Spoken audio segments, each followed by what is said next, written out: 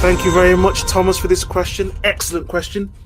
If a team defines acceptance tests to cover the acceptance criteria of a user story and they are all green, why should this team still do exploratory testing? Ooh, okay. So exploratory testing. I've got another slide. Oh, how exciting. All right, let's do this. Right. Let us consider a product or what we know about a product. Products can go from what we explicitly know, what we know about something in terms of the acceptance criteria.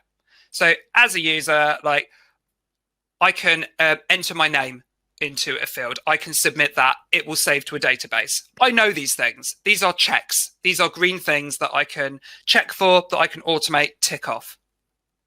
But there's going to be stuff as we move along to what we don't know about.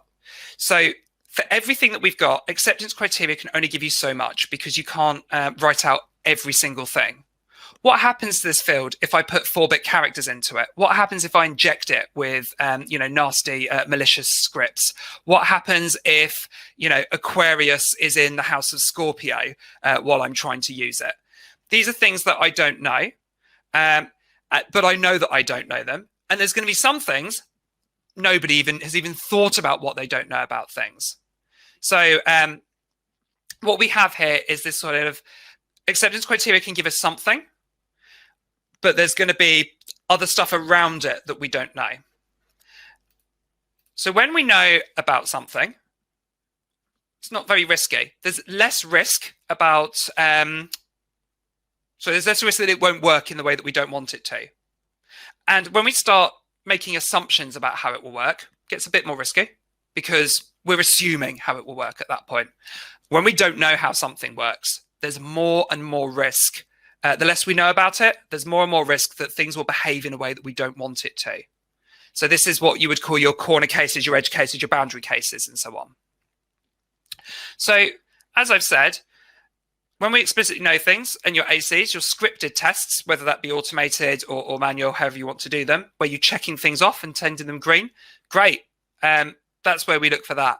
Exploratory testing starts to help uncover information about what we might not know about something. And that will overall start to improve its quality and stop these edge cases, corner cases, and boundary cases falling through the cracks.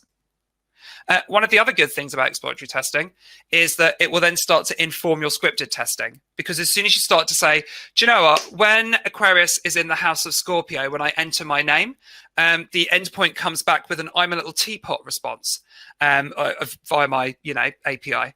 And do we want that to happen? And they might say, yeah, we totally do. Awesome. And then we can start saying, all right, I'll write a scripted test for that. Make sure it happens, then it won't regress in the future. If it's something that we're really keen on continuing on. So yeah, the short answer to that really is exploratory testing is really powerful when combined with acceptance criteria and scripted tests that can help prove out our acceptance criteria, because it will allow us to find more information out about what our product, what we're developing is doing. And it will help us start to reduce some of the risk and some of the assumptions that we're having to make around all the bits in between the acceptance criteria that we didn't have the time to write for. Hopefully that helped. Awesome answer. By the way, I'm digging these slides. The fact that you came with slides to an Ask Me Anything session, that is a first. That is too sick.